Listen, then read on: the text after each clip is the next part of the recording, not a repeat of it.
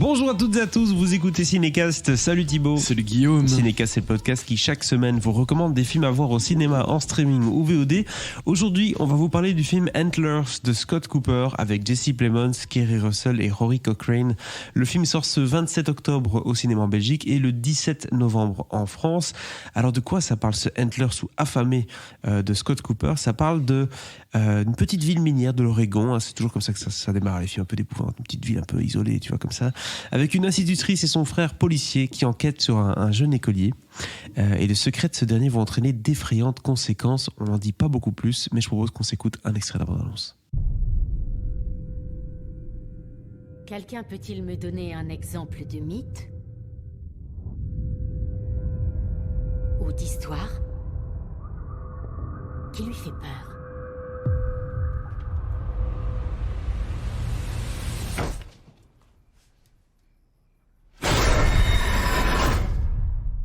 Thibaut, on aime le dire dans Cinécast, c'est ton core business, les films d'épouvante, les films un peu fais-moi peur chérie. Les gens commencent à le savoir. Et ils commencent à le savoir. Par contre, ce qu'on ne sait pas, c'est que Scott Cooper sait faire ce genre de film. Ça, c'est déjà un concept. Mais j'ai envie de te dire que Scott Cooper sait tout faire.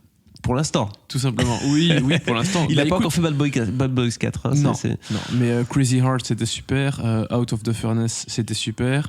Bon, alors, Strictly Criminal, c'était un peu moins bien. Son truc avec Johnny Depp, là. Mais c'était pas mauvais, mais c'était un peu moins bien quand même. Et Hostiles, c'était absolument génial aussi.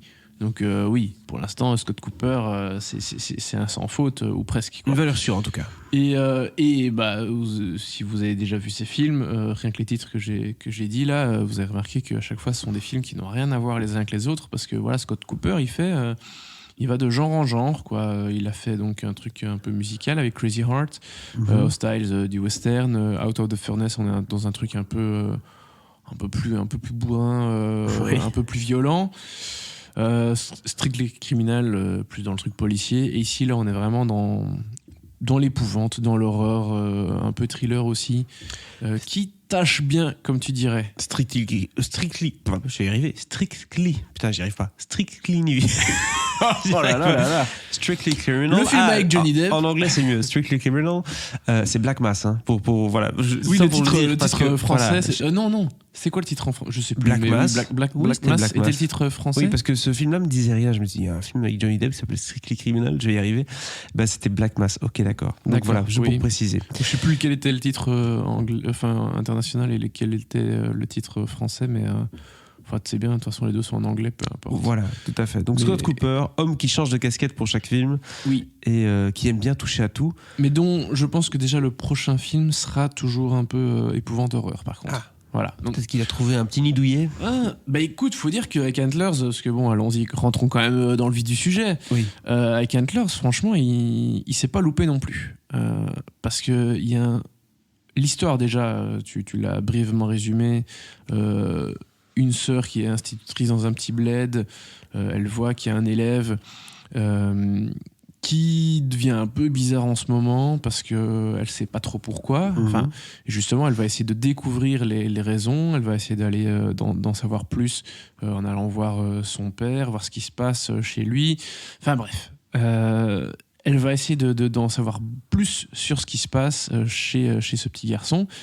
Et son frère, qui est le policier du bled, va faire un peu de même. Enfin, disons qu'il va être lié à cette enquête, mais pas de la même façon au départ, et puis ça va se rejoindre. Donc l'institutrice, c'est Kerry Russell, et le policier, c'est Jesse Plemons, qui n'en est pas à son premier rôle de policier au cinéma. Non.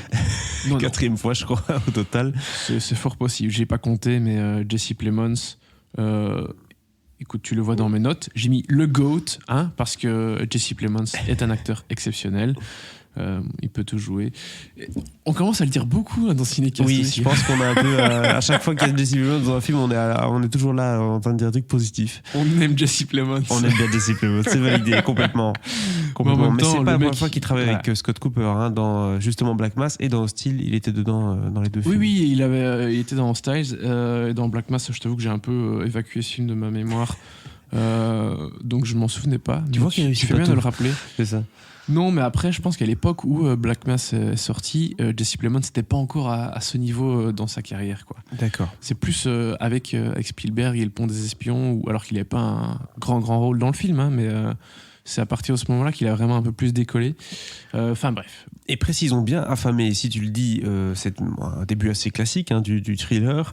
On va rentrer dans l'épouvante vraiment à un moment donné, ou bien on reste en surface dans un truc un peu spécial, on ne sait pas très bien ce qui se passe à la maison, mais sans plus, ou bien on arrive vraiment dans une imagerie qui est beaucoup plus de l'épouvante. Alors il y a un peu les deux. Alors le titre original c'est Antlers. Antlers c'est vraiment les bois des cervidés, hein, des cerfs, etc. Parce que voilà, il y a quelque chose d'épouvante lié à ça. Et Affamé en français, ça parle d'autre chose. Enfin, d'autre chose. C'est un autre aspect du film. Donc c'est assez comique de voir ces deux titres différents. Mais globalement, oui, il y a un peu tous ces éléments dont tu as parlé. On va partir vraiment. Enfin, le film part dans quelque chose d'assez. De très très obscur. De visuellement hyper intéressant, ça va assez loin. Il y a des moments où vraiment ma voisine se cachait un peu les yeux, hein, parce que le mec se fait plaisir. C'est dégueulasse, vraiment c'est répugnant par moments. Oui, bah oui, ça fait plaisir. Tu dis ça avec un grand sourire, c'est qui est marrant. C'était dégueulasse. Mais oui, parce que là, c'est à nouveau lié plus au fait que Scott Cooper réalisait le film. J'ai été très curieux de voir ce qu'il allait faire avec un film de ce genre.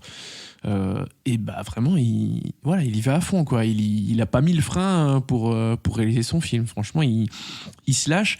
Point de vue mise en scène, forcément, t'as des plans assez canons, mais il y a des plans canons dans tous ces films.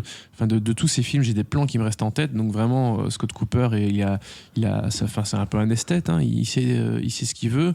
Il sait il fait des super choix de mise en scène et donc des choix visuels très intéressants. Et clairement, il sait diriger les acteurs, il sait raconter une histoire. Et donc, quand il s'attaque à un film comme Antlers, en fait, ouais, ça le fait aussi. Et toi qui as déjà vu des milliers de films du genre, est-ce que tu as quand même eu l'impression de voir quelque chose de neuf, de quelque chose d'assez sympathique, enfin, une vraie proposition supplémentaire ? Oui, vraiment, oui. Une vraie proposition de cinéma qui change un petit peu. Alors après, ça devient compliqué de réinventer la poudre à chaque fois. Donc, c'est pas complètement neuf, du jamais vu, mais je remarque pas mal ces dernières années qu'il y a des... et surtout dans le court-métrage, vu que j'en bouffe des courts-métrages, des gens qui essaient d'aller dans des directions un peu différentes, qui sortent un petit peu des sentiers battus, des éternels loups-garous, vampires, etc. Et vraiment, ça fait le taf, quoi. Ici, Antlers, c'est hyper poisseux, c'est vraiment très crade. T'as un super travail d'ambiance et il y a tout un côté un peu mystique, comme ça, qui est très sympa et qui fonctionne super bien, quoi. Voilà. Enfin, j'ai vraiment beaucoup aimé. Une dernière chose que Scott Cooper ne rate pas en général dans ses films, c'est l'écriture des personnages, du récit. Est-ce que là aussi, il a réussi à cocher cette case ? Oui, alors on est un peu plus, c'est un peu plus classique. Enfin, je veux dire, c'est une jeune. La prémisse est une classique. institutrice dans la quarantaine qui est dans son petit bled.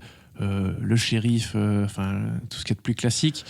Ce qui est vraiment plus intéressant ici, c'est la famille du petit garçon, qui reste dans certains schémas assez classiques aussi du cinéma américain. Mais voilà, malgré ces côtés qui sont pas forcément hyper originaux côté personnage, ça s'inscrit dans quelque chose de très intéressant. Et donc voilà, quand tu joues avec certains clichés ou certaines choses très classiques, tant que ça devient bien quand t'en fais quelque chose d'intéressant, quoi. Donc à ce niveau-là, ça fonctionne parfaitement pour moi aussi. Bah écoutez, en tout cas, Antlers, tu as l'air de bien le recommander. Si tu devais noter ce film sur 5, Thibaut, tu donnerais combien d'étoiles ? 3+, peut-être 4. Parce que vraiment, je m'attendais pas. Après, ce serait un poil trop quand même si je donnais 4. Un peu cher payé, mais 4, donc on va rester sur 3. En tout cas, c'est 3 que tu as attribué à ce film Antlers, qui, je le rappelle, sort sur nos écrans ce 27 octobre en Belgique, mais le 17 novembre en France. N'hésitez pas à partager votre avis sur ce film dans les commentaires, et si ce n'est pas déjà fait, à vous abonner au podcast sur la plateforme de votre choix. À très bientôt pour de nouvelles recommandations.